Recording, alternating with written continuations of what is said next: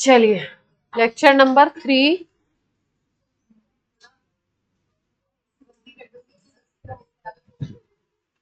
वो बोलेंगे नहीं।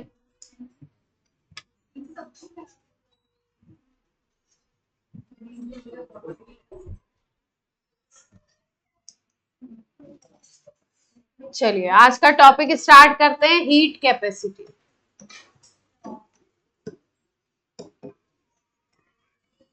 हीट कैपेसिटी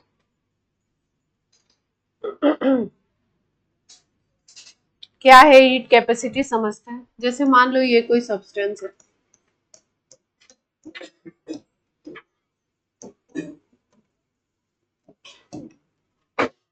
इसका टेम्परेचर अगर हमें 1 डिग्री सेंटीग्रेड इंक्रीज करना है, 1 डिग्री सेंटीग्रेड अगर टेम्परेचर आपको इंक्रीज करना है, 1 डिग्री सेंटीग्रेड टेम्परेचर चेंज करना है, तो उसमें जितनी आपको हीट देनी पड़ेगी। अगर 1 डिग्री सेंटीग्रेड कम करना होगा तो हीट निकालोगे उससे, जितनी हीट निकालोगे, या 1 डिग्री सेंटीग्रेड टेम्परेचर इंक्रीज करना है तो हीट उसको दोगे उस सिस्टम को। तो जितनी भी आप हीट देते हो उसको कहते हैं उस सिस्टम की हीट कैपेसिटी। उस सिस्टम की क्या बोलेंगे उसको? Heat capacity. तो इसका मतलब किसी भी सिस्टम का टेम्परेचर कितना बढ़ाना है हमें, या टेम्परेचर चेंज कितना लाना है, 1 डिग्री सेंटीग्रेड, उसके लिए हीट गिवन और heat evolved is called heat capacity of that system. C से डिनोट करेंगे इसको। तो डेफिनेशन लिख लेते हैं, it is heat required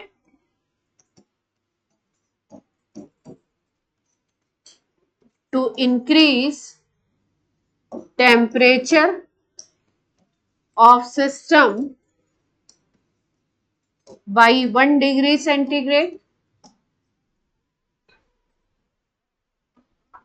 system का टेम्परेचर 1 डिग्री सेंटीग्रेड बढ़ाने के लिए जितनी हीट दोगे उसको क्या बोलोगे? Heat capacity. It is denoted bye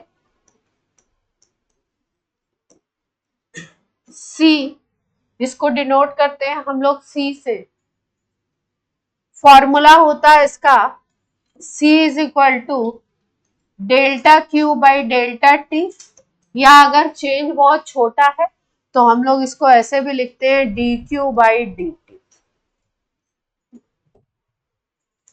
C is equal to delta Q by delta T और D Q by D T. Small T लिख दिया ना, स्मॉल टी मतलब तो टेम्परेचर और टाइम चेंज हो जाएगा ना।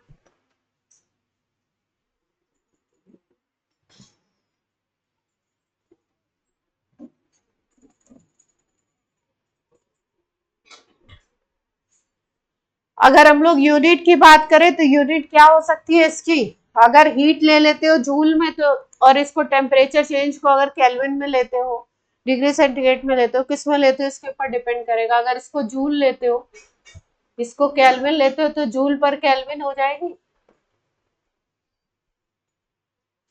कैलोरी पर केल्विन भी हो सकती है। अब डिपेंड करेगा आप हीट की यूनिट क्या ले रहे हो, उसके अकॉर्डिंग हीट की unit divided by kelvin. Clear है बात? तो किसी सिस्टम का टेम्परेचर 1 डिग्री सेंटीग्रेड चेंज करने के लिए गिवन हीट या इवॉल्व हीट को हम लोग कहते हैं heat capacity of that system, C से डिनोट करते हैं। इसी हीट कैपेसिटी को अगर हम लोग एक दूसरे फॉर्मेट में बोले जिसको हम कहते हैं मोलर हीट कैपेसिटी, क्या बोलते हैं इसको? Molar heat capacity. जैसे ही वर्ड मोलर आ गया तो आपको ध्यान रखना है कि इसमें सब्सटेंस जो लेंगे वो 1 मोल लेंगे। 1 मोल सब्सटेंस का टेम्परेचर 1 डिग्री सेंटीग्रेड चेंज करने के लिए जितना हीट इन्वॉल्वमेंट होगा, इवॉल्व करो या उसको दो, उस हीट को हम क्या बोलेंगे? Molar heat capacity. तो इसका मतलब ये है हीट रिक्वायर्ड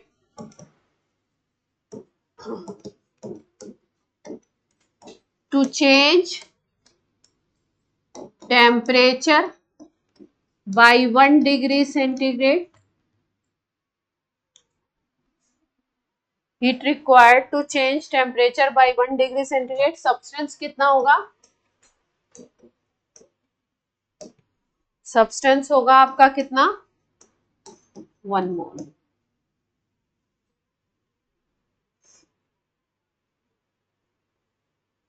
ऐसे भी लिख सकते थे चेंज टेम्परेचर, नहीं बन पा रहा, शुरू में 1 मोल इंट्रोड्यूस कर देना। हाँ डिक्रीज भी हो सकता है ना। हाँ वैसे जो जनरल टर्म है वो ये है, कैपेसिटी का मतलब होता है गेन करना, तो जनरल टर्म तो गेन के लिए ही है, टेम्परेचर इंक्रीज के लिए ही है, लेकिन अगर कोई सिस्टम ठंडा कर रहे हैं तो उसमें अपोजिट भी देख सकते है ना। इसको हम लोग डिनोट करते हैं सी एम से, सी कैपिटल लिखेंगे और एम छोटा सा उसके नीचे लिखा जाता है, मोलर हीट कैपेसिटी।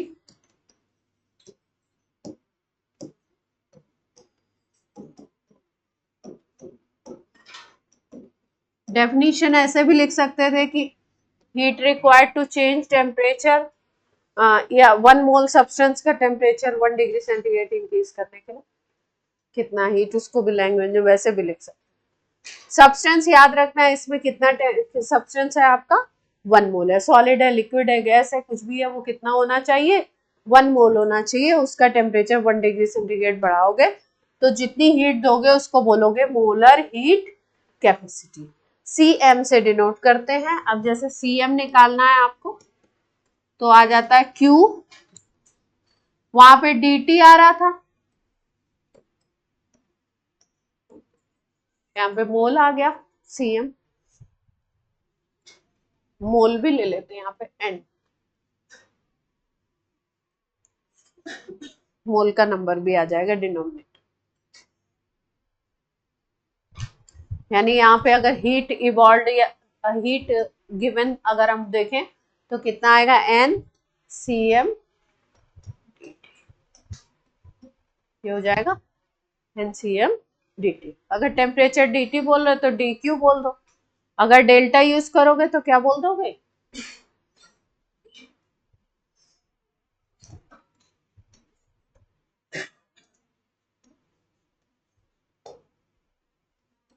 हाँ डी क्यू डिफरेंशियल, हाँ किसमें, हाँ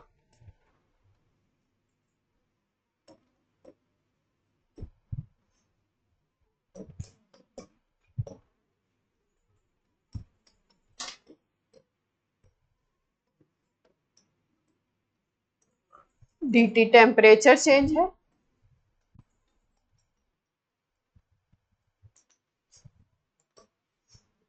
डी क्यू हीट गिवन है। अब यहाँ पे अगर सीएम की यूनिट लिखना चाहे तो क्या लिख सकते हैं, इसमें मोल भी आ गया तो सीएम की यूनिट हम लोग क्या लिख सकते हैं,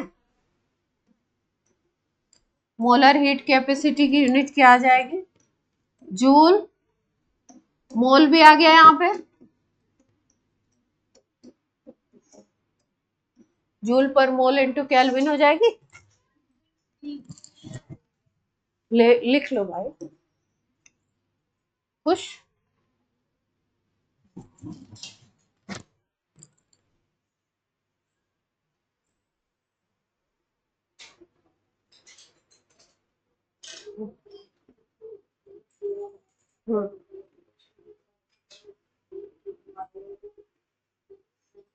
हाँ रिक्वायर्ड मतलब कितनी सप्लाई करो, एक ही बात है, गिवन और रिक्वायर्ड एक ही बात।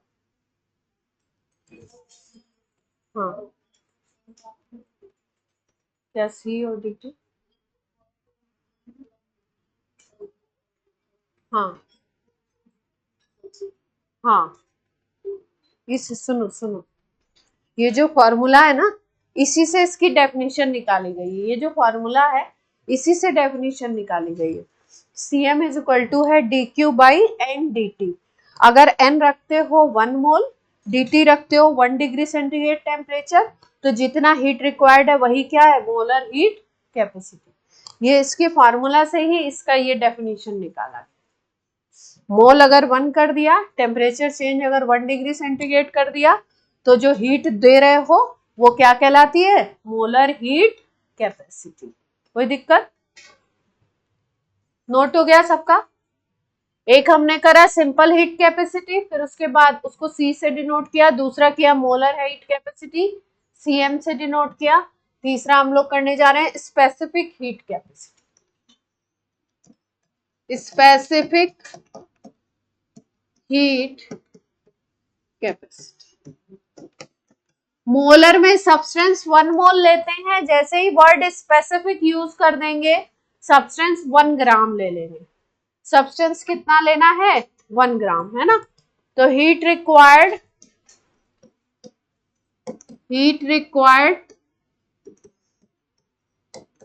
to change temperature of 1 gram substance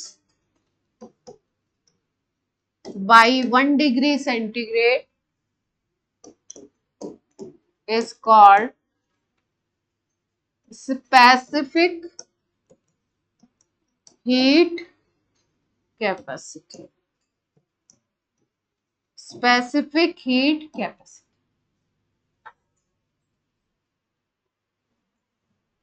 इसको कोई कोई बुक स्मॉल एस भी लिखती है, कोई कोई book C small C S, सी बड़ा नहीं बनाएंगे, छोटा ही बनाएंगे, सी एस भी।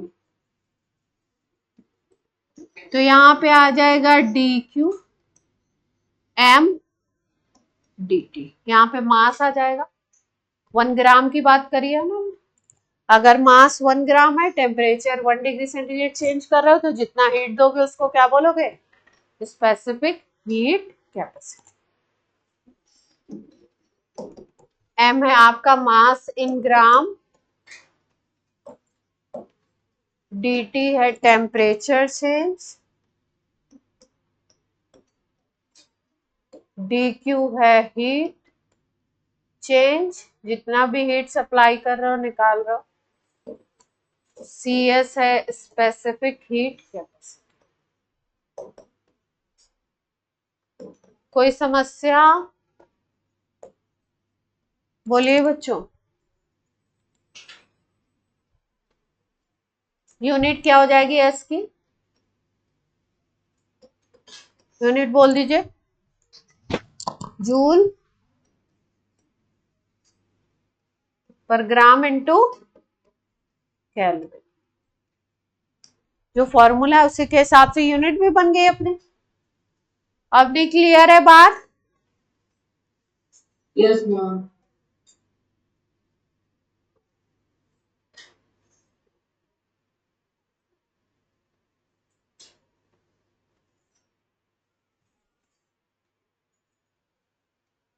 हीट कैपेसिटी हम लोगों ने समझ ली।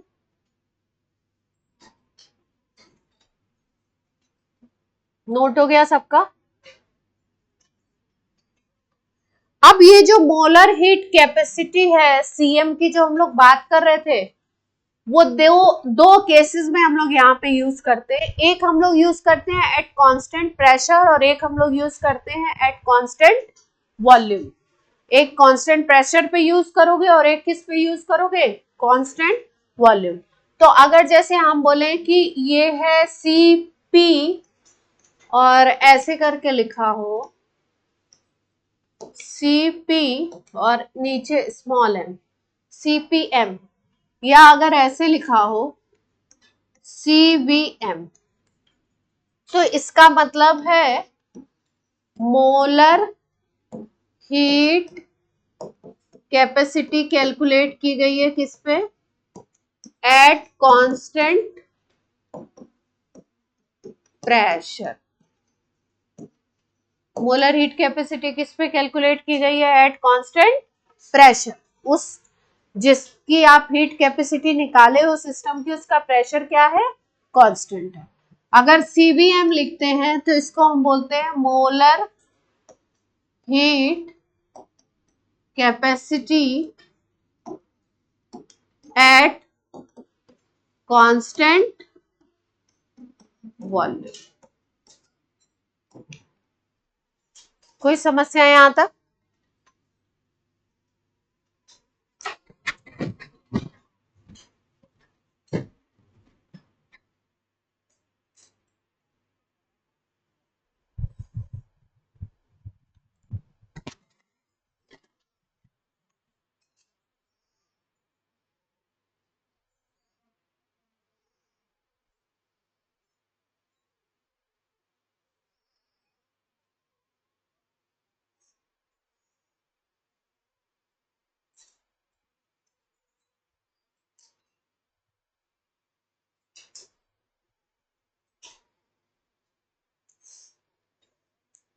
हो गया।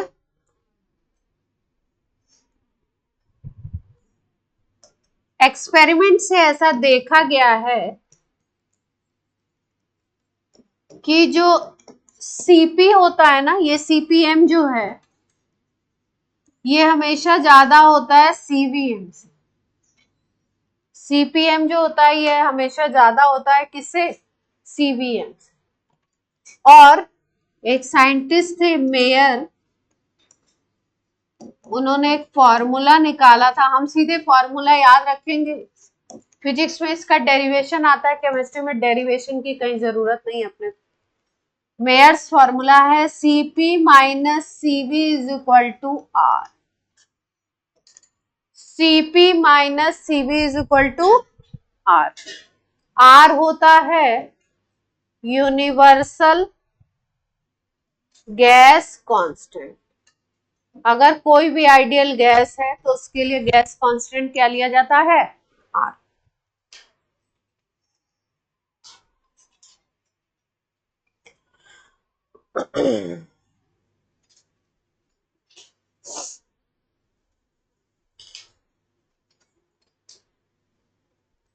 फिजिक्स में इसकी शायद प्रूविंग है, Cp minus Cv is equal to R का प्रूव आता है 11th में। R यूनिवर्सल गैस कांस्टेंट है। R की वैल्यूज क्या क्या हो सकती है? R की वैल्यूज हमें याद रखनी, इस चैप्टर में भी काम आएगा और चैप्टर नंबर 5 जो एडवांस में कर दिया गया है स्टेट्स ऑफ मैटर, वहां भी काम आएगा। तो R की वैल्यू बहुत सारी जगह काम आती है तो याद रखिए। 8.314 ये यूनिट है आपकी R की, जूल।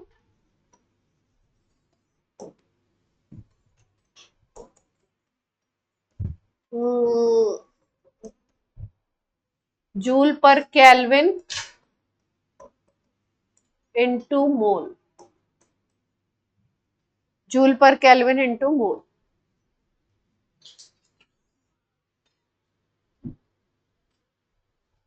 एक है 8.314,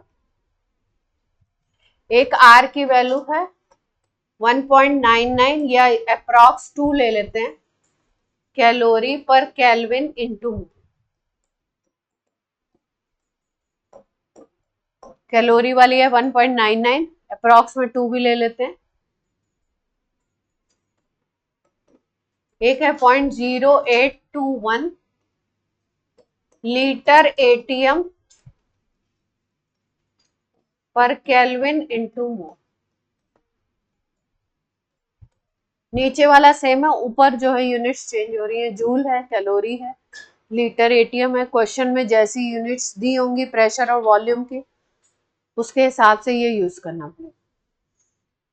प्रेशर मान लो आपका एटीएम में दिया है, वॉल्यूम लीटर में दिया है, तो आर की यूनिट ये यूज करनी है।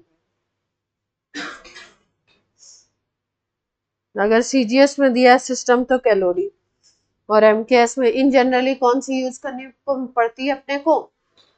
इस चैप्टर में या तो लीटर एटीएम यूज होता है ज्यादा या जूल वाला यूज होता है। 8.314 और दूसरा कौन सा है? 0.0821 ये वाली। Cp minus Cv is equal to R है ना? कौन सा फॉर्मूला बोलते हैं इसको? Myers form.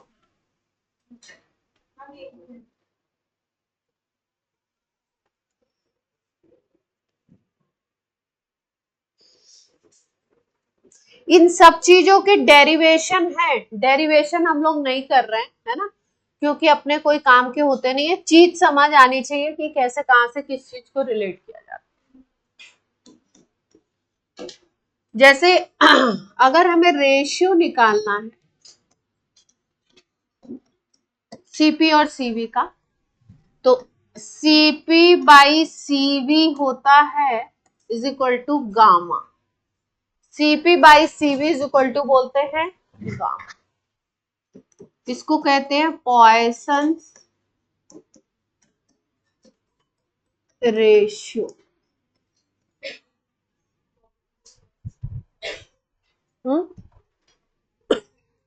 फिजिक्स में पढ़ा है आपने? CP by CV is equal to gamma, Poisson's ratio.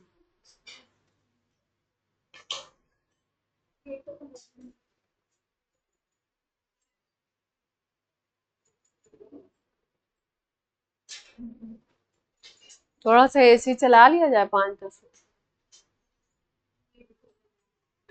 हाँ, गेट खोलने से डिस्ट्रैक्शन होता है, मेरा मतलब। गामा निकाला जाए, गामा कैसे कैसे निकालेंगे, किसके लिए क्या वैल्यू होगी?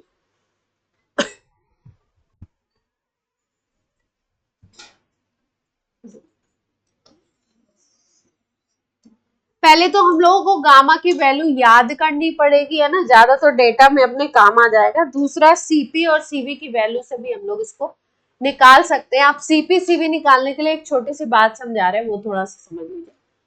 सीपी सीवी निकालने के लिए किसके लिए क्या है, अल्टीमेटली याद करेंगे। एक चीज आती है डिग्री ऑफ फ्रीडम, गैसेस के लिए बात हो रही है। पढ़ चुके हैं ये, पढ़ चुके हैं degree of freedom.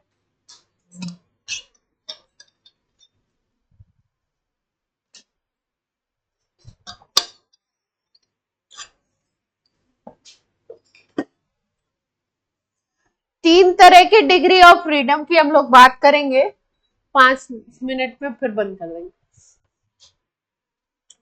Degree of freedom में तीन तरीके की डिग्री ऑफ फ्रीडम की बात करेंगे।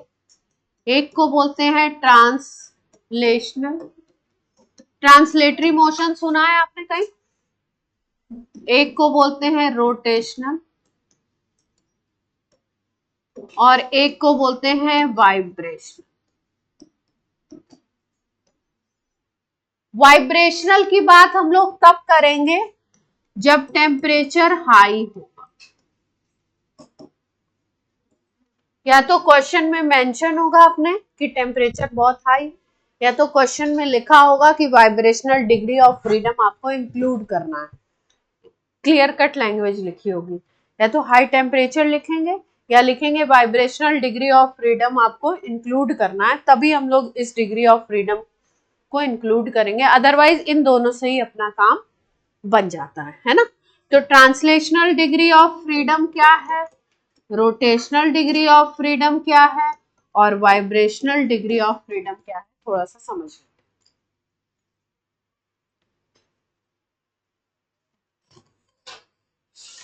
जैसा नाम से आपको पता चल रहा है, डिग्री ऑफ फ्रीडम किस किस डायरेक्शन में वो ट्रांसलेटरी मोशन कर सकता है गैस का मॉलिक्यूल।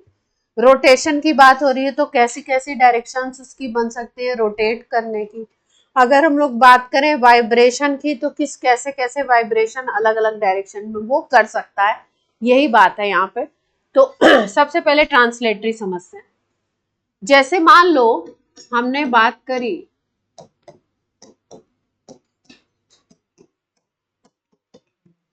एक मोनो एटॉमिक गैस को ही ले ली, किसकी बात कर रहे हैं हम लोग, मोनो एटॉमिक गैस की, जैसे हीलियम ले ली।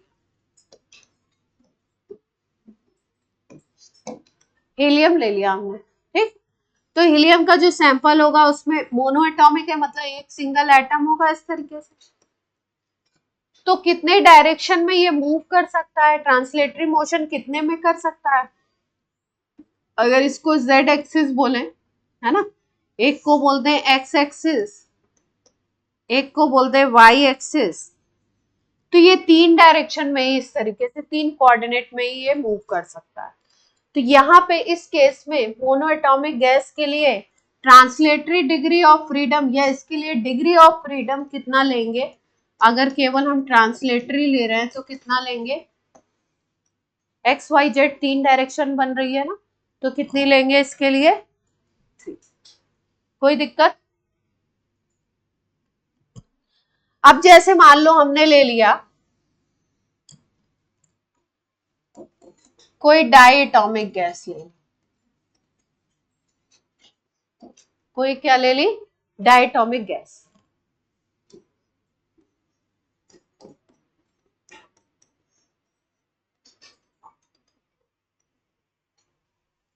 कौन सी गैस ले ली, डायटोमिक।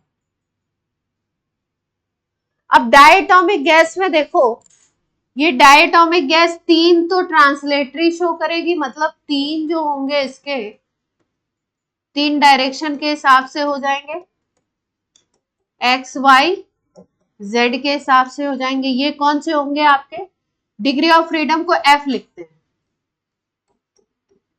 एफ टी आएंगे इसके कितने, 3। जैसे इसमें 3 डायरेक्शन था वैसे ही इसमें भी 3 डायरेक्शन। अब रोटेशन की बात इसमें कैसे सोचेंगे, देखिए ध्यान से। रोटेशन इसमें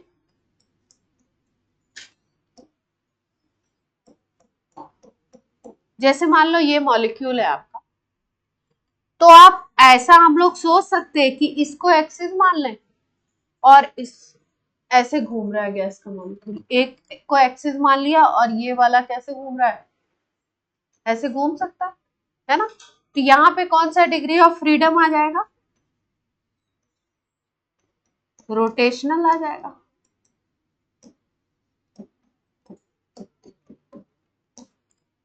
कोई दिक्कत?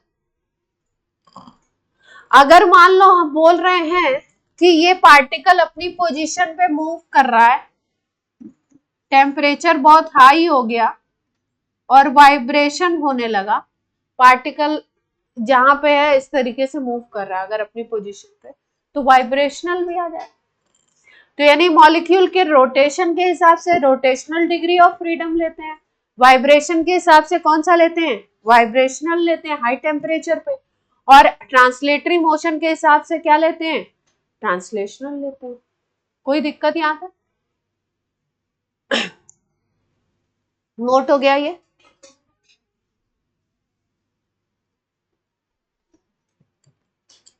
ये तो बस समझने वाली बात थी। अल्टीमेटली आपको डिग्री ऑफ फ्रीडम याद ही करने की, किसके कितने हैं, किस गैस के। हाँ हाँ,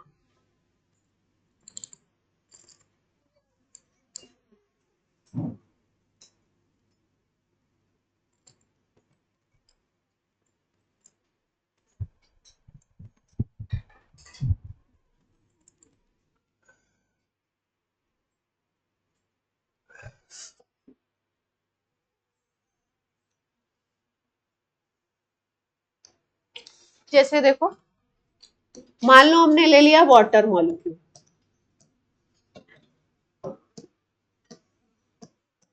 वाटर वेपर है, वाटर वेपर होगी तो क्या होगा, वाटर के मॉलिक्यूल होंगे। तो वाटर मॉलिक्यूल कैसा होता है, वी शेप का होता है, बेंड शेप, अपने को पता है। तो इस तरीके से इसका सिस्टम होगा। ये किस कैटेगरी में आएगा, ट्राई एटॉमिक की कैटेगरी में आएगा, और मॉलिक्यूल नॉन लीनियर है, देख पा रहे हैं। ट्राइएटॉमिक में भी कैटेगरी होगी, ट्राइएटॉमिक लीनियर और ट्राइएटॉमिक नॉन लीनियर। डायटॉमिक तो लीनियर ही बनता है हमेशा, और मोनोएटॉमिक तो सिंगल एटम ही होता है। ट्राइएटॉमिक की बात कर रहे हैं, जैसे मान लो ये H2O मॉलिक्यूल है, इसके रोटेशन की बात करें, कैसे कैसे रोटेट कर सकते हो।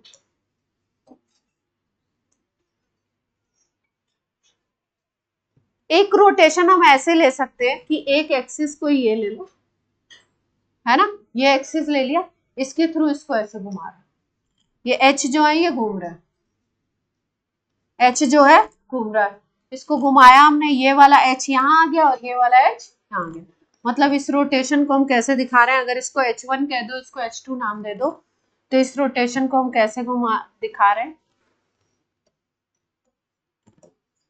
यहाँ पे H2 आ गया, यहाँ पे क्या आ गया, H1, ऐसे घुमा दिया। तो एक रोटेशनल डिग्री ऑफ फ्रीडम ये हो सकता है ना। एक कैसे ले सकते हैं हम लोग, एक कैसे सोच सकते हैं, ये अपना है, इसको हम लोग ऐसे घुमाते हैं, देखो ये वाला है ना, इस फिगर को ये ले लो आप एक्सिस, और इसको ऐसे घुमाओ, इसको सेंटर मान के, ये दोनों जो हैं से घूम के फिर अपने पोजीशन पे आ रहे हैं, फिर अपने पोजीशन पे आ रहे हैं, इसको ले, तो दूसरी डायरेक्शन ये हो सकती है घुमाने की, है ना। तो रोटेशनल ये वाला भी हो सकता है कि पहले यहाँ पे H2 था, यहाँ पे H1 था, यहां से अगर घुमा दिया तो अब की बार क्या हो जाएगा, H2 इधर चला गया, H1 इधर चला गया, 4 नहीं हो गए। अनुज क्या कर रहे हो, मुंह से नहीं बोल पा रहे हो? कार्तिक अभी हाथ मार देता, मतलब देखा नहीं ना कार्तिक ने, जल जाते। यहाँ पे 4 डायरेक्शन नहीं है, ये पुरानी वाली दिखाई गई है, ये नई वाली मतलब घुमाया गया।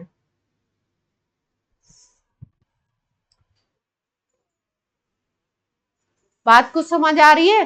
रोटेशन कैसे दिखा सकते हैं, कहां कहां से एक्सिस से दिखा सकते।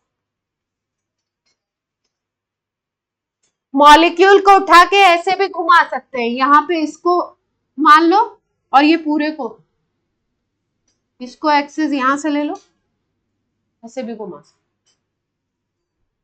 ऐसे उठा के फेंकना नहीं है, बना लीजिए।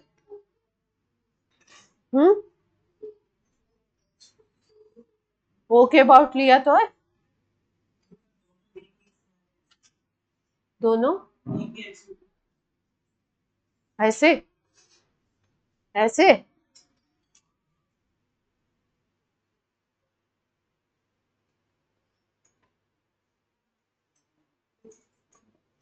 H2O में 1 2 3 रोटेशनल दिखाए गए हैं 3। चलो अब डेटा नोट करें। अब क्या बात करेंगे अपन, मुद्दे की बात। मुद्दे की बात का मतलब किसके लिए कितना डिग्री ऑफ फ्रीडम होगा, ये बात हमने समझ ली। डिग्री ऑफ फ्रीडम होता क्या है, ट्रांसलेटरी मोशन जितने डायरेक्शन में हो सकता है, तो ट्रांसलेटरी हमेशा 3 ही लेते हैं, एक्स वाई जेड में। रोटेशन डिपेंड करता है कि मॉलिक्यूल की ज्योमेट्री क्या है, उसके हिसाब से रोटेशनल आ जाते हैं। वाइब्रेशनल केवल हाई डिग्री टेम्परेचर पे ही लेते हैं, है ना, और उसमें भी आपके 3 आएंगे वाइब्रेशनल में। तो किसमें कितने होंगे, 3 कैटेगरी याद रखनी है अपने को। एक मोनो एटॉमिक के लिए ट्रांसलेटरी क्या होगा, रोटेटरी क्या होगा, वाइब्रेटरी क्या होगा। दूसरा याद रखेंगे डाई एटॉमिक के लिए। तीसरा याद रखेंगे try atomic linear, triatomic non linear. ये 4 केस याद रखने अपने को डिग्री ऑफ फ्रीडम के। डिग्री ऑफ फ्रीडम किस लिए काम आ रहा है अपने को सीपीसीवी अगर किसी गैस के लिए निकालना है, किसी गैस का क्वेश्चन है, वो सीपीसीवी आपको निकालना है। जैसे H2O वाटर वेपर का क्वेश्चन है, तो उसके लिए आप सीपीसीवी कैसे निकालोगे, उसमें एफ आप यूज करो, ठीक है। तो चलिए, डिग्री ऑफ फ्रीडम की एक लिस्ट बनाइए, एक 4 कॉलम बना लो, ऐसे बनाएंगे।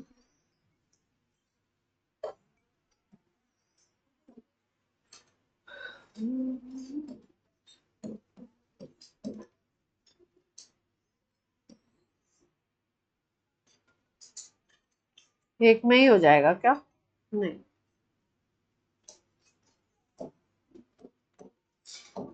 Mono atomic,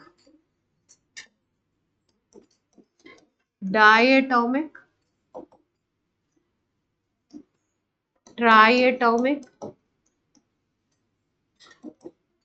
linear, triatomic, non linear, ऐसे चार्ट बनवा देते हैं आपको DOF का, दे नहीं रखा इन लोगों ने।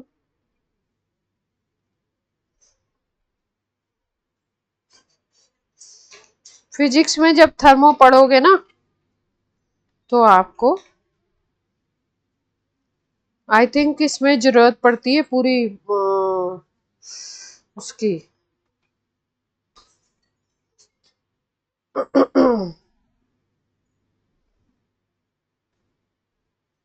टेम्परेचर दिखा रहा है,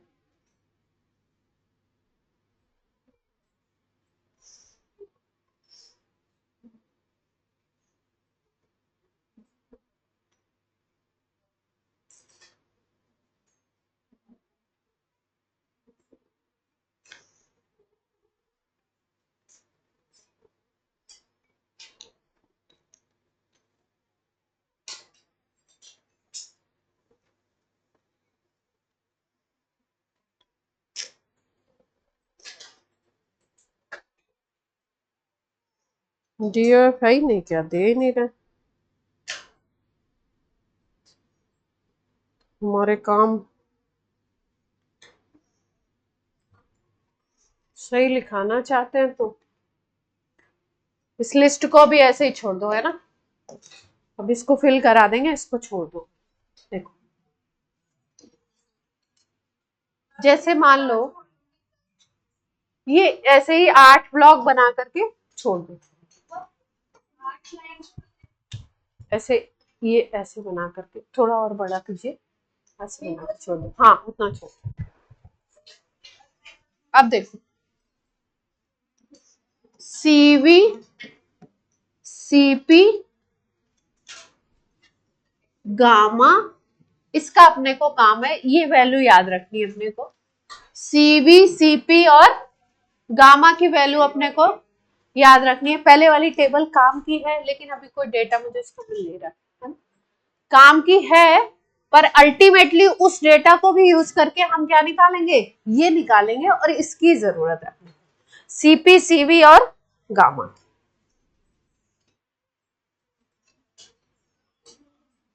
अब देखो जैसे अपन CV की बात कर रहे हैं, मोनो एटॉमिक गैस ले लीजिए, मोनो एटॉमिक गैस ले लो। मोनो एटॉमिक में जैसे हीलियम ले लिया, नियॉन ले लिया, तो इसके लिए CV की वैल्यू आती है 3/2R। इसके लिए CV की वैल्यू क्या है, 3/2R। ये वैल्यू अपने को याद रखनी। दूसरा, अगर आपने जैसे डाई एटॉमिक गैस ले ली, पहला मोनो एटॉमिक है, दूसरा है आपका डाई एटॉमिक। डाई एटॉमिक अगर गैस आपने ले ली तो इसके लिए CV की वैल्यू आती है 5/2R। और अगर आपने तीसरा केस है पॉली एटॉमिक गैस ले ली, पॉली एटॉमिक में ट्राई आ जाएगा, टेट्रा आ जाएगा, ये सब आ जाएगा। अगर पॉली एटॉमिक गैस ले लेते हो तो ये CV की वैल्यू चेंज हो जाएगी आपकी 3R। 3/2R, 5/2R, और तीसरी वाली क्या हो गई, CV की वैल्यू 3R। ठीक, अब CP की वैल्यू इसी से हम लोग निकाल भी सकते हैं, याद रखना चाहे तो याद भी रख सकते हैं। जैसे मोनो एटॉमिक गैस है तो CP की वैल्यू आती है 5/2R। डाई एटॉमिक के लिए आ जाएगी 7/2R, और पॉली एटॉमिक के लिए आ जाएगी 4R। CP की वैल्यू, CP की वैल्यू कैसे आई, अपने पास फॉर्मूला था CP minus CV is equal to R। अगर अपने को एक भी पता है, CV पता है, तो CP is equal to R plus CV हो जाएगा। CV की वैल्यू अगर हमें याद है तो CP निकाल सकते हैं उसी गैस के लिए। CV की वैल्यू 3/2R थी, तो 3/2R प्लस R किया तो 5/2R। CV की वैल्यू अगर 5/2R थी तो 5/2R प्लस R किया तो 7/2R। CV की वैल्यू अगर 3R थी, 3R प्लस R किया तो क्या आ गई CP की वैल्यू 4R, है ना। इसी तरीके से अपन गामा भी निकाल सकते हैं। अगर एक वैल्यू याद है अपने को तो गामा भी निकल सकता है, क्योंकि आपको गामा मैंने क्या बताया, पॉइसंस रेशियो CP/CV, यही तो बताया। तो इसी गैस का CP, इसी गैस का CV, तो यहाँ पे अगर CP/CV निकालोगे तो 2 तो कट जाएगा, क्या आ जाएगी वैल्यू, वैल्यू क्या आ जाएगी 5/3 आ जाएगी ना। क्या कहते हो, 5/3 वैल्यू कितनी होती है, 1.66, यही आएगी ना।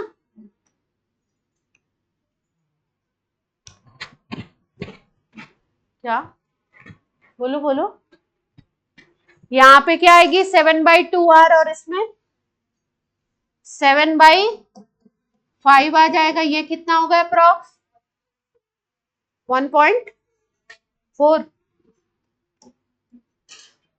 और तीसरे वाले में क्या आएगा 4/3 1.33 याद रख लेंगे। ये अपने न्यूमेरिकल्स में अपने को काम में आएगा।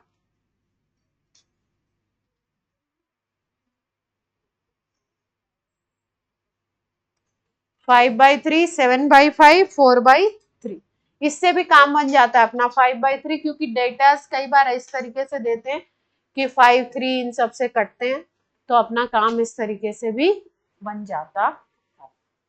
याद रख लेंगे, बोलो। 1.06 क्यों हो रहा? डिवाइड करो भाई, डिवाइड करो। 0 क्यों आ रहा है वहां?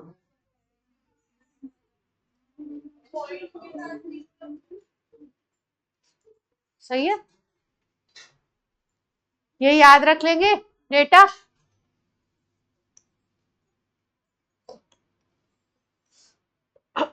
अब चलिए क्वेश्चंस पे आ जाते हैं। अब कुछ काम करा जाए, है ना। अब ये लिस्ट नोट हो गई। कहां से याद रखती है? मोनोएटॉमिक 3/2r, डाइएटॉमिक 5/2r, और पॉलीएटॉमिक या ट्राइएटॉमिक कितनी आ गई? 3r। फिर उसके बाद सीपी क्या आ गया उसके लिए? 5/2r, 7/2r, 4r। फिर उसके बाद गामा क्या आ गया? 1.66, 1.4, 1.33। ये पूरी लिस्ट आपको याद होनी चाहिए, इसका अपने को काम। ठीक, अब देखो,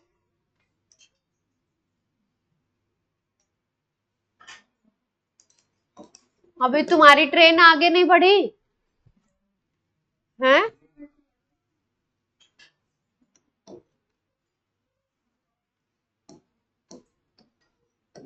अब हम लोग पढ़ते हैं एंथैल्पी। हीट पढ़ लिया था हमने, थोड़ा सा वर्क पढ़ा था, वर्क अभी और पढ़ेंगे। और अब हम क्या पढ़ने जा रहे हैं? एंथैल्पी। एंथैल्पी थोड़ा सा समझ लो।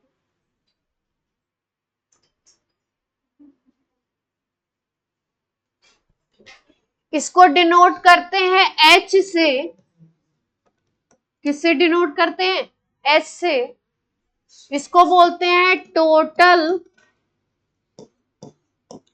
टोटल हीट कंटेंट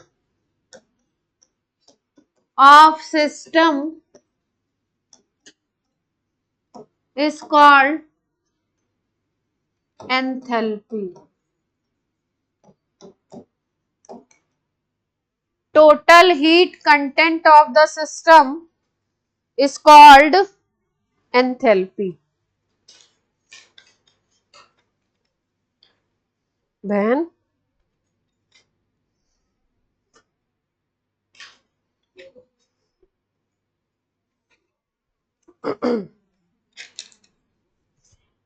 इसको, इस एंथैल्पी को निकालने के लिए इसकी अगर हमको एब्सोल्यूट वैल्यू कैलकुलेट करनी है,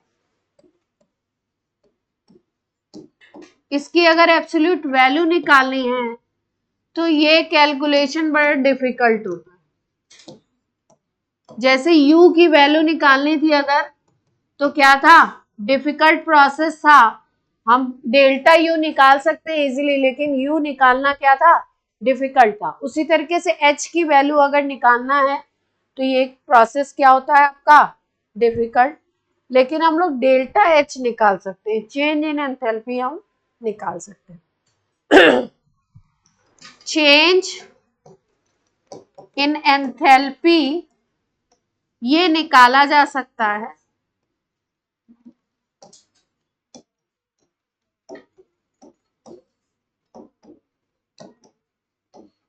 चेंज निकाल सकते हो,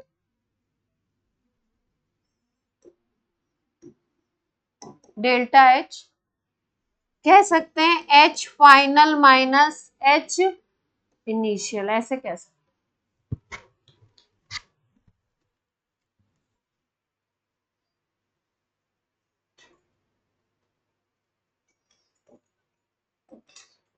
अगर मान लो कोई रिएक्शन हो रहा है, A plus B gives C plus D बन रहे हैं, इसमें अगर प्रोडक्ट की एंथैल्पी HP है और रिएक्टेंट की एंथैल्पी HR है, तो डेल्टा H निकालने के लिए HP माइनस HR कर दोगे तो क्या निकल आएगा?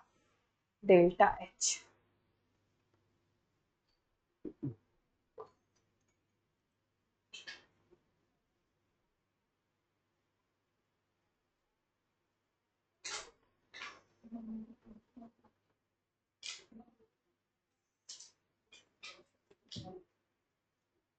कोई समस्या? इस फॉर्मूला को हम लोग, यहां तक नोट हो गया? मान लीजिए कि आपके रिएक्टेंट 2-3 है, प्रोडक्ट 2-3 बन रहे हैं, तो आप डेल्टा H को ऐसे भी लिख सकते हो, sigma HP minus sigma H। ये सिग्मा का मतलब है कि जितने आपके प्रोडक्ट हैं सबकी एंथैल्पी जोड़ ली आपने, माइनस जितने रिएक्टेंट है सबकी एंथैल्पी जोड़ ली।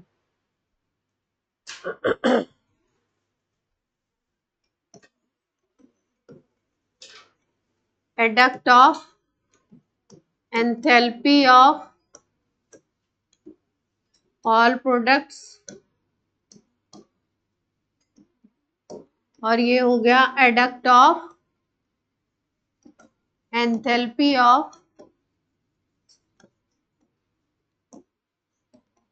All reactants.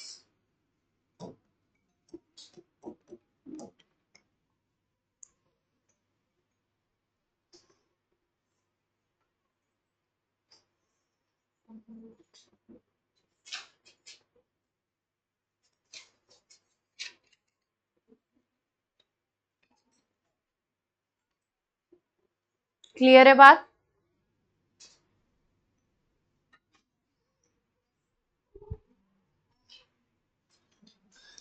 एक एक्सप्रेशन निकाला गया है HU और P का रिलेशन, PV का relation. H is equal to होता है U प्लस PV। एंथैल्पी क्या होती है? U plus PV। U क्या था? U पढ़ा था हम लोगों ने ना, क्या था? Internal energy of the system. अब ये फॉर्मूला अपने कोई काम नहीं आता, क्योंकि ना तो U कैलकुलेट हो पाता है एब्सोल्यूट, और PV तो कर सकते हैं, U नहीं कैलकुलेट हो पाता, इसलिए H भी नहीं हो पाता। तो अपने काम कौन सा फॉर्मूला आएगा फिर? अगर इसका सबका डेल्टा ले लीजिए, तो delta H is equal to आता है डेल्टा U। अगर प्रेशर कांस्टेंट है तो P डेल्टा V आ जाएगा, और अगर वॉल्यूम कांस्टेंट है तो वॉल्यूम बाहर आ जाएगा, V डेल्टा P।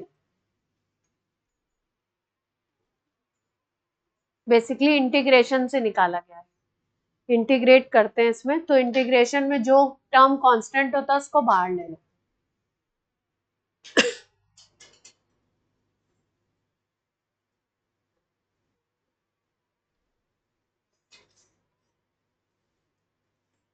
कोई समस्या? अगर प्रेशर कांस्टेंट है तो इक्वेशन क्या बन जाएगी? ध्यान से देखो, इस इक्वेशन को देखो। अगर प्रेशर कांस्टेंट कर दिया तुमने तो डेल्टा P 0 हो जाएगा। बोलो, डेल्टा P 0 हो जाएगा, तो ये वाला टर्म तो 0 हो जाएगा, V डेल्टा P वाला। तब इक्वेशन क्या बन जाएगी अपनी? ये बन जाएगा, है ना? और अगर आपने वॉल्यूम कांस्टेंट कर दिया तो क्या बन जाएगा? तब डेल्टा V 0 कह रहे हो, तब अपना एक्सप्रेशन क्या बन जाएगा इस केस में? Delta H is equal to delta U plus volume constant है तो ये हो जाएगा।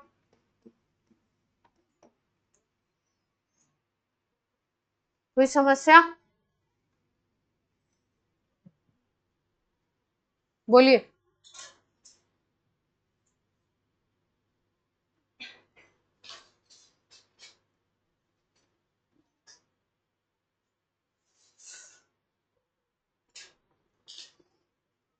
हम्म। अब प्रेशर कांस्टेंट वाले एक्सप्रेशन को हम लोग उठाते हैं और थोड़ा आगे बढ़ते हैं इससे। ये स्लाइड हो गई।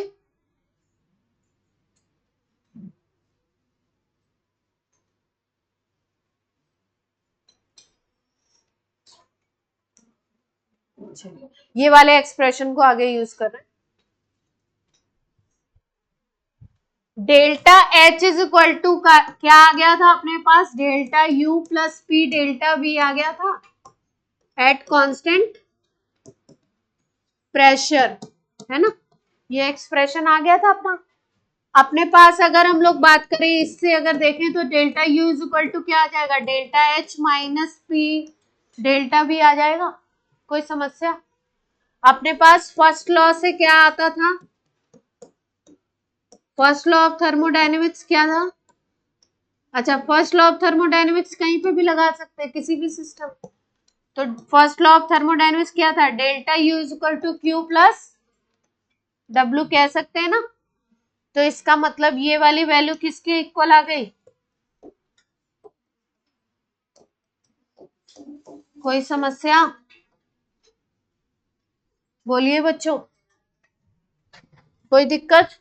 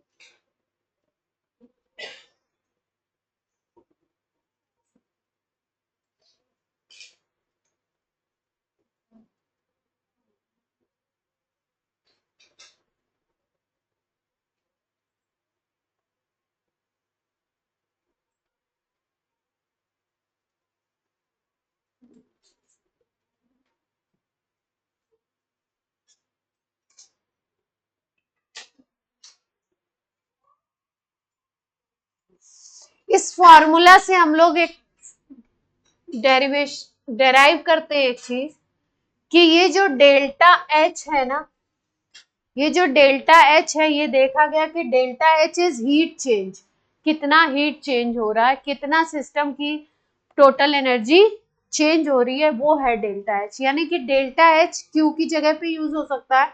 तो यहां से निकाला गया वर्क डन का फॉर्मूला कि वर्क डन हो सकता है माइनस पी डेल्टा वी। यानी यहां से हमने क्या निकाला, work is equal to minus P delta V. इसका एक और फॉर्मेट आता है वर्क का, इसको लिखते हैं हम लोग minus P external into delta. ये पी एक्सटर्नल हमने बताया था आपको कहीं पे, अभी नहीं बताया। सिस्टम बना लेते हैं अपना। सिस्टम कौन सा है अपना, गैस, ऊपर क्या लगा हुआ है, पिस्टन।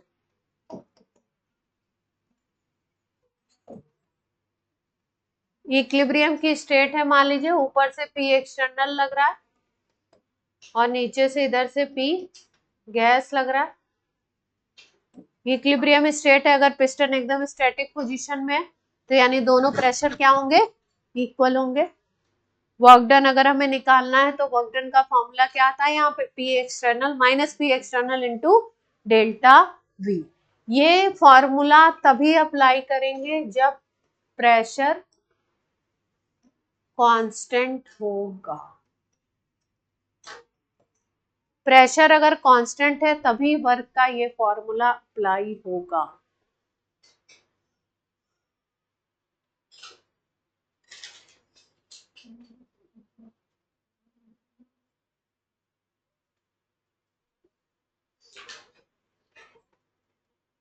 कोई समस्या।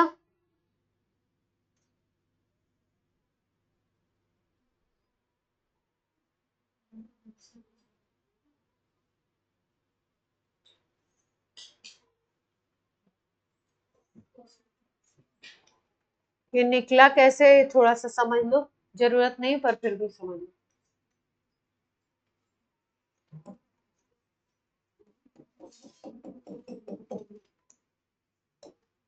जैसे मान लो कि पहले आपका था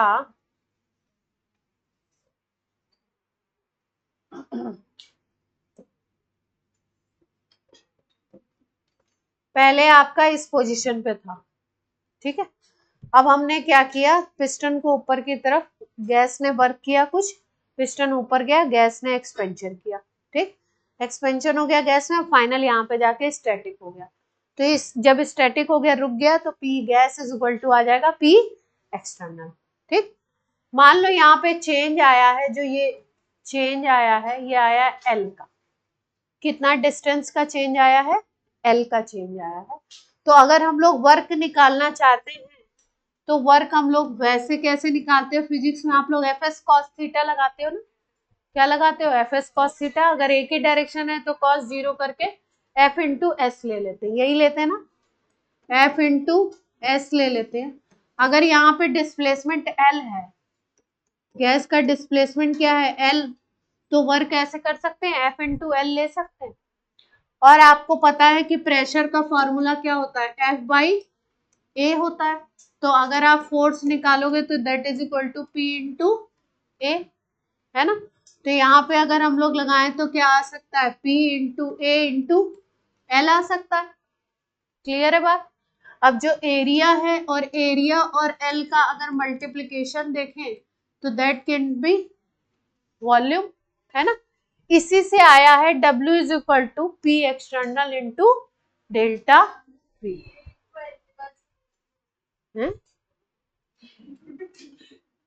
बहन प्रेशर है ना, ए है एरिया, ये क्या है एल है ना, कितने एरिया पे प्रेशर लग रहा है। तो एरिया इंटू एल कहाँ से आ गया, एरिया इंटू एल क्या होता है, अगर कोई क्यूब लेते हो, ये क्यूबिकल फॉर्म में ही तो गैस होगी, क्यूबिकल फॉर्म में ही तो होगी। तो इस क्यूब को अगर लेते हो आप, तो एरिया इंटू एल क्या आ जाएगा, वॉल्यूम आ जाएगा। और प्रेशर तो है ही, प्रेशर गैस का प्रेशर या एक्सटर्नल प्रेशर, दोनों में से कोई एक ले लो, दोनों बराबर है। तो P इंटू ए इंटू एल बन जाएगा P इंटू वी। तो इस हिसाब से ये जो W का फॉर्मूला एकदम से मैंने लिख दिया आपको, P इंटू डेल्टा वी, वो इससे आया है, मैं ये बताना चाह रही हूँ बस। उसका कोई काम नहीं है आपको, ऊपर जो मैंने लिखा है आपको काम है इसी का, W is equal to minus P external into delta V, ये अपने काम है। बुक में कई बार ऐसे लिखा रहता है तो फिर बच्चों को लगता है ये तो बताया ही नहीं गया, कहां से आ गया कूद के वर्क एकदम से। अनुज कोई दिक्कत है, हमारे एक आर्ट्स के टीचर थे 6th क्लास में, उनके पास हम कुछ भी चेक वेक कराने हम लोग जैसे वो आते थे। आर्ट्स में क्या होता है, 2-4 चीजें सिखा दी छोटी क्लास में, हमारे स्कूल में ऐसे ही होता है, 2-4 चीजें सिखा दी उसके बाद बच्चे मस्ती कर रहे हैं। 6th-7th में नोट हो गया सबका। तो वो क्या करते थे, वो ऐसे दे करके, पहले के जमाने में, अभी टीचर्स को बैठना अलाउड नहीं होता स्कूल में, पहले के जमाने में बैठ जाते थे आराम से, ग्लास बनाने को दे दिया, हम लोग बना के लेके आ रहे हैं, सब एक एक बच्चे चेक करा रहे हैं, और बीच में जो गैप मिलता था उसमें वो बिल्कुल अनुज की तरह बैठे रहते थे। कैसे, अनुज को मैं जब भी देखती हूँ अनुज परमानेंट मुस्कुराता रहता है, और वो सर ऐसे करके अगर इस डायरेक्शन में देख रहे हैं मुस्कुराते हुए तो कंटिन्यूअस उधर ही देखेंगे। तो फिर ऐसे लगता था शायद हमको देख के मुस्कुरा रहे, किसको देख के सर मुस्कुरा रहे। फिर सर के पास जाओ, सर चेक कराना, तो सर 1 मिनट बाद नींद से जागते थे। तो अनुज क्या है, कंटिन्यूअस। और वो हमारे सर का नाम था मंगल सिंह, तो उनको हम लोग बोलते थे डाकू मंगल सिंह। तो एक फॉर्मूला अभी तक वर्क का हम लोगों ने सीखा क्या, W is equal to minus P external into delta V, कब, जब प्रेशर है कांस्टेंट। ठीक है, बहुत ही इंपॉर्टेंट है वर्क, तो जोर दे करके याद रखना एकदम। अब चलिए अगले पे आते हैं हम लोग। हाँ, आपने पहले बोला नहीं।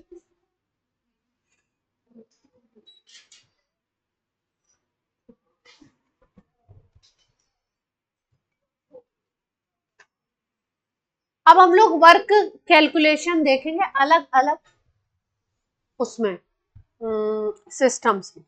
जैसे हम लोगों ने एक बात करी थी रिवर्सिबल सिस्टम की, अगर प्रोसेस कैसा हो रहा है, रिवर्सिबल हो रहा है ना, और एक प्रोसेस हो रहा है irreversible.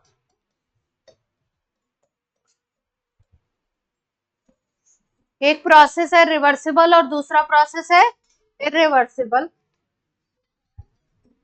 At constant temperature. Constant temperature वाले प्रोसेस को हम लोग नाम क्या देते हैं, आइसोथर्मल।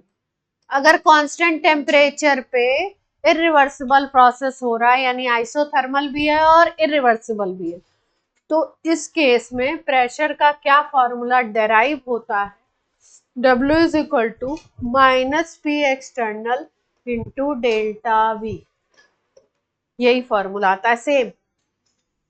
इरिवर्सिबल आइसोथर्मल प्रोसेस के लिए वर्क डन कैसे निकाल सकते हैं हम लोग, minus P external into delta we.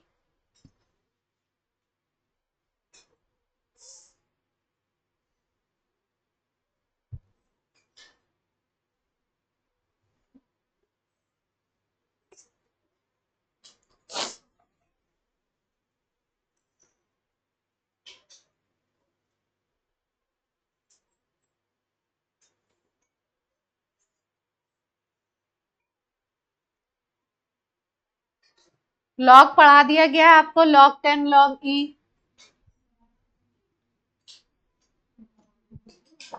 कहीं नहीं पढ़ा आपने?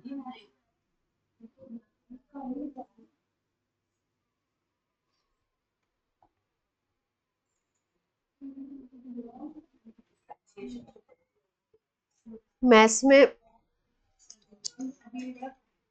पहले हमारे टाइम में, अब थोड़ा सिलेबस वगैरह भी बहुत चेंज से ऐसे हुआ है। हम लोग को 10th तक ही पढ़ा देते थे, 10th में पढ़ा देते थे, हमने 10th में पढ़ लिया। ज्यादा काम नहीं है पर थोड़ा सा तो है, थोड़ा मैथमेटिकल टाइप चैप्टर है ना। रिवर्सिबल सिस्टम है और कांस्टेंट टेम्परेचर है। प्रोसेस कैसा है, रिवर्सिबल है, कांस्टेंट टेम्परेचर है, यानी कि आइसो थर्मल है। तो वर्क इसमें कैसे निकालेंगे, लॉग के देखिए दो फॉर्मेट होते हैं, एक को हम लोग बोलते हैं नेचुरल लॉग और एक को बोलते हैं हम लोग बेस 10 लॉग, है ना। तो ये टर्म ये भी सुने नहीं होंगे आपने, सुने नहीं है, तो कैसे करें अपन, तो कोई दिक्कत नहीं है पर थोड़ा सा आपको सिखाने में कैसे सिखाया जाए। देखो जरा सा ऐसे देख लो, थोड़ा सा समझ लो यहाँ पे, फिर उस फॉर्मूला। जैसे लॉग जो है ना, देखो ध्यान से, लॉग जो है मतलब ज्यादा मैथ्स में नहीं जा रहे, थोड़ा सा दो तरीके का फॉर्मेट होता है। एक होता है लॉग बेस ई, इसको बोलते हैं बेस, लॉग बेस ई, और एक को लिखते हैं लॉग बेस 10। कहीं कहीं पे ऐसे क्वेश्चंस में केवल लॉग लिखा रहेगा, नीचे बेस नहीं लिखा। अगर बेस नहीं लिखा है तो समझते हैं लॉग बेस 10 है, और अगर बेस लिखा हुआ है, लिखना है उनको, मतलब ई लिखा है, तो नेचुरल लॉग, इसको हम बोलते हैं नेचुरल लॉग। ई आप जो लोग उसमें डिफरेंशिएशन इंटीग्रेशन में क्या पढ़ते हो, ई क्या बोलते हो उसको, एक्सपोनेंशियल, है ना, वही ई है ये। लॉग बेस 10 है, इसको बोलते हैं हम लोग बेस 10 लॉग, ऐसे ही पढ़ते ही, बेस 10 लॉग। अब इसका अपने को काम क्या है, बस फॉर्मूला में जहां पे आएगा वहां पे अगर आपको कोई टर्म दिया हुआ है लॉग बेस ई में, है ना, और आपको उसको कन्वर्ट करना है लॉग बेस 10। हमारे पास क्वेश्चंस में लॉग बेस 10 में वैल्यूज आपको दी रहती है, लॉग बेस 10 में वैल्यूज अपने पास रहती है, ठीक। तो अगर आपके पास लॉग बेस ई का टर्म है, उसको 10 में कन्वर्ट करना है, तो इतना याद रखना है, उसमें 2.303 का मल्टीप्लाई करते हैं। बेस ई का जो लॉग है वो 10 में अगर कन्वर्ट करना है तो कितने का मल्टीप्लाई करना पड़ता है, किस नंबर का, 2.303 का मल्टीप्लाई करना पड़ता है। क्योंकि जो क्वेश्चंस में हम लोग यूज करते हैं, हमारे पास जो वैल्यू क्वेश्चंस में गिवन होगी वो लॉग बेस 10 में होगी, ठीक है। इस चैप्टर से लेके अगला जो इक्विलिब्रियम का भी चैप्टर आएगा उसमें log 2, log 10, log 3, log 5, log 7 इतने की वैल्यू अपन याद रखेंगे, अपने सारे क्वेश्चंस लॉग वाले निकल जाएंगे जहां पे भी लॉग आए। log बेस 10 ऐसे लिखें या ऐसे लिखें, log 10 एक ही बात है, इसकी वैल्यू होती है 1, वैल्यू क्या होती है 1। जब मैथ्स में पढ़िएगा, जब पढ़ लीजिएगा, अभी अपने काम का जितना है वो हम लोग कर लेते हैं। लॉग बेस 10 2, इसको हम लोग ऐसे भी बोल सकते हैं, लॉग 2 भी लिख सकते हैं। बेस 10 लिखो या नहीं लिखो एक ही बात है, नहीं लिखा है मतलब बेस 10। लॉग 2 इसकी वैल्यू होती है 0.3010, 0.3010। इस चैप्टर में से ज्यादा काम आएगा इक्विलिब्रियम में, इसमें तो कम ही आएगा। लॉग बेस 10 लॉग 3 की वैल्यू याद रखनी पड़ेगी अपने को, और अपने को याद रखना पड़ेगा लॉग बेस 10 लॉग 5 की, लॉग बेस 10 7 की, तो कम ही 3 5 से काम बन जाता, 7 की याद। अभी अभी ये भी मैं भी देख के बताऊंगी, मुझे भी ध्यान, डेटा ना याद करना पड़ेगा अपने को। 5 की, 7 की, 3 की, 3 की शायद है 0.3477। ये टेबल वेबल आप लोग को अभी बाद में सिखाया जाएगा, अपने पास तो है नहीं। अपने पास का मतलब मुझे तो काम नहीं पड़ता है, हमारा काम तो इतने से ही बन जाता है, इतनी वैल्यूज से ही बन जाता है। 0.4771 है लॉग 3, लॉग 5 है 0.6989, 0.6989। सबसे ज्यादा काम आएगा 10 और 2, डेटा ऐसे दिए रहते हैं कि 10 और 2 में चीज 0.6989। लॉग 5 की वैल्यू हो गई लॉग 7 की लास्ट,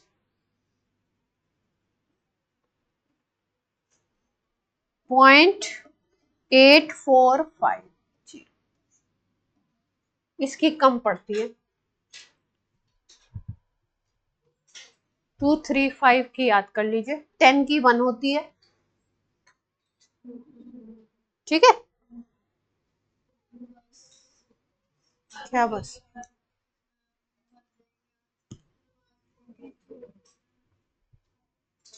लॉग की जो चीजें वो सीख लो, क्वेश्चंस में जहां काम में आएगा फिर अगले टर्न पे बात करेंगे, लेकिन अभी लॉग का सीख लो। ये नोट कर लिया सबने, वैल्यू सीख ली। अब एक और चीज देख लो छोटी सी, जैसे मान लो कोई टर्म दिया हुआ है ना, अपने क्वेश्चन में जैसे आ गया log 30, अब इसकी वैल्यू रखनी है अपने को, तो इसको हम लोग क्या करते हैं, तोड़ लेते हैं। हमारे पास एक फॉर्मूला होता है log m इंटू n का फॉर्मूला होता है log m plus log n, ये सुना हुआ है। तो अपने को log 30 को हम ऐसे बना सकते हैं 10 into 3, तो ये बन जाएगा आपका log 10 और log 3, है ना, ऐसे बन जाएगा। अब जैसे मान लो हमारे पास log m/n है, तो ये बन जाता है log m minus log n, log m minus log n। जैसे मान लो हमारे पास आ गई वैल्यू log 0.1 की निकालनी, log 0.1 की निकालनी है, तो अपने पास 0.1 की तो वैल्यू है नहीं अपने पास, तो अपन इसको ऐसे लिख सकते हैं 1/10 लिख सकते हैं। अब ये बन जाएगा log 1 minus log n, log 1 की वैल्यू अच्छा 0 लेते हैं। देख पा रहे हैं सब लोग, ये दो फॉर्मेट अपने को काम में आते हैं, m into n, m/n, m/n होता है, ओपन करते हैं तो m माइनस n बनता है, log m minus log m, और m इंटू n बनता है log m।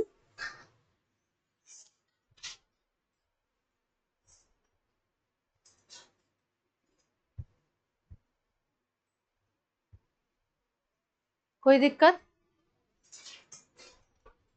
अगर कहीं पे कोई फॉर्मेट ऐसे दिया हुआ है log 10 की पावर n, तो ये n जो ऊपर वाला टर्म होता है ये फ्रंट में आ जाता है, n log 10 हो जाता है, मतलब n multiplied by log 10, n into log 10 की वैल्यू 1 बताई, तो वैल्यू क्या आ जाएगी यहाँ पे,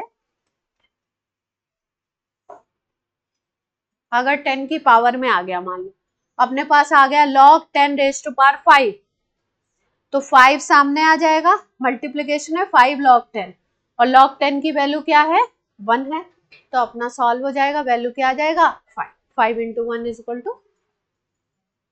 क्लियर है बात इतनी? अब नेक्स्ट टर्न पे अपन फॉर्मूला कर लेंगे।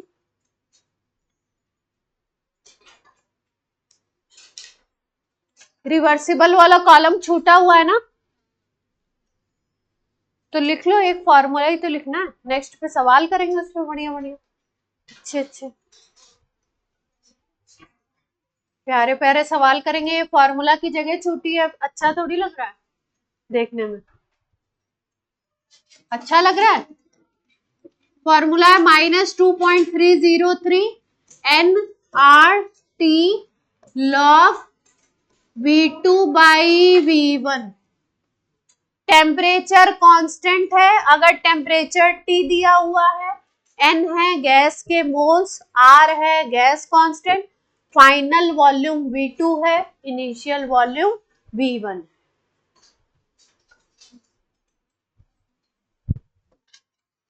इसका दूसरा फॉर्मेट हो सकता है -2.303 nRT log, अगर क्वेश्चन में वॉल्यूम नहीं दिए हो, प्रेशर दिया हो, तो P1 बाई P2 आता है।